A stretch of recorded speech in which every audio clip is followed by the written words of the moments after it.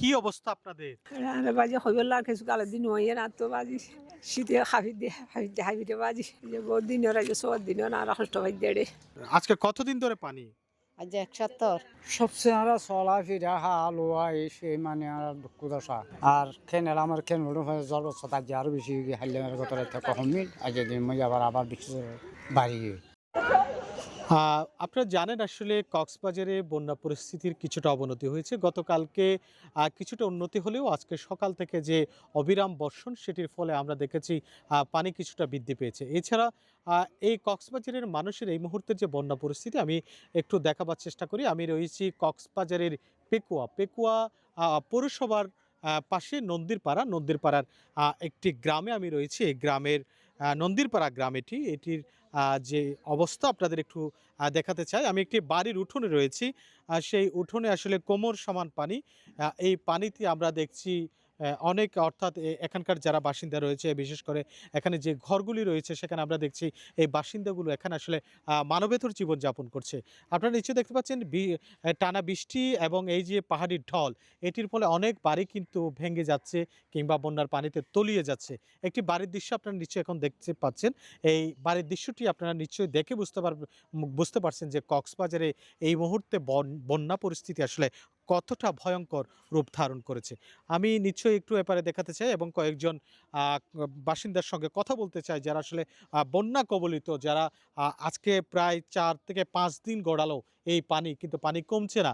গত রাত্রে একটু পানি কমলেও আজকে কিন্তু পানি কিছুটা বেড়েছে বলে তারা বলছে। আমি একটু কথা বলতে চাই, আমার সঙ্গে একজন আছেন বন্যা কবলিত।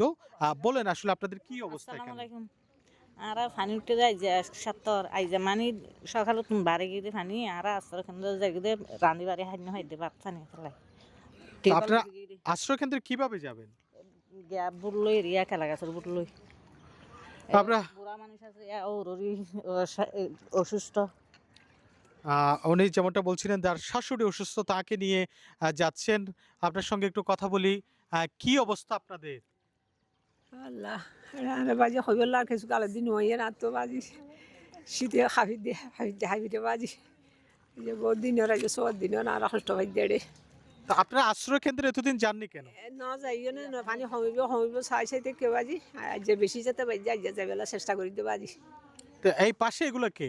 না দিয়ে বল না দিয়ে যাই দিদি ছোট কিছু শিশুকে দেখা যাচ্ছে তাদেরকেও নিয়ে কলার ভেলা ভাসিয়ে তারা চলে যাচ্ছেন এরকম আমাকে বলছেন তারা যে তার শাশুড়ি অসুস্থ সে বয়োবৃদ্ধ নারী তাকে নিয়ে চলে যাচ্ছেন অর্থাৎ তাদের বাড়িতে আমরা দেখেছি পানি উঠেছে।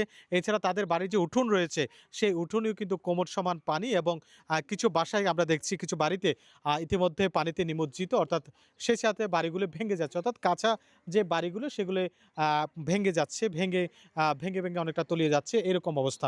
এই বন্যা পরিস্থিতি আসলে কবে নাগাদ শেষ হবে কিংবা কখন পানি নামবে তা নিয়ে আসলে স্থানীয়দের মধ্যে অর্থাৎ এই বন্যা কবলিত মানুষের মধ্যে এক ধরনের শঙ্কা রয়েছে। আমি আরেকজনকে পেয়েছি, আমরা একটু কথা বলতে চাই, তার কথাগুলো শুনবো।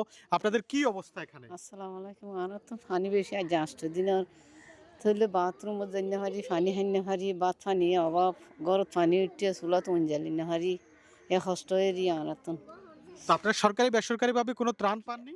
কোনো দিনও কিছু না দে স্যার আরে কোনো দিনও এখন কি কেউ খবর নিতে আসছিল? না নয় স্যার অনারাইশন দিয়া আজকে কতদিন ধরে পানি?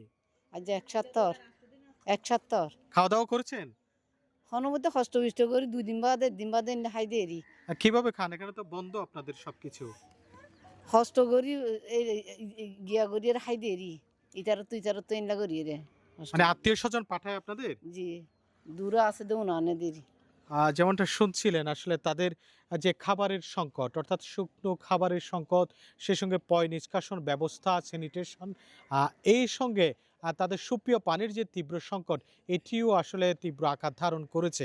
এছাড়া যদি বলি কক্সবাজারে এই মুহূর্তে যে বন্যা পরিস্থিতি এটির কিছুটা অবনতি হয়ে মানুষ আসলে এই অঞ্চলের মানুষ চরম দুর্ভোগ পোহাচ্ছে।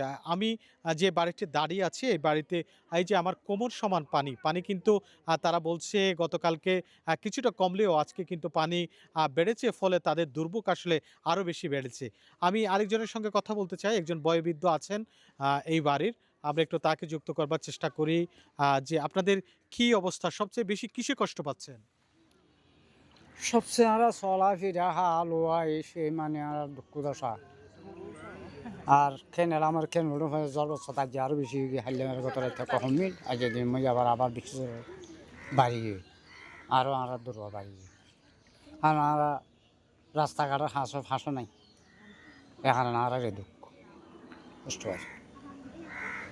শুনছিলেন আসলে এটি আসলে চরম আকার ধারণ করবার একটি চিত্র আমরা দেখেছি। কক্সবাজারের আসলে যে বন্যা পরিস্থিতি, এটি এই বাড়িগুলির অবস্থা দেখে আসলে বোঝা যায় সত্যিকার এই মুহূর্তে কি চিত্র বিরাজ করছে, কিংবা এই অঞ্চলের মানুষ কতটা দুর্ভোগ পোহাচ্ছে।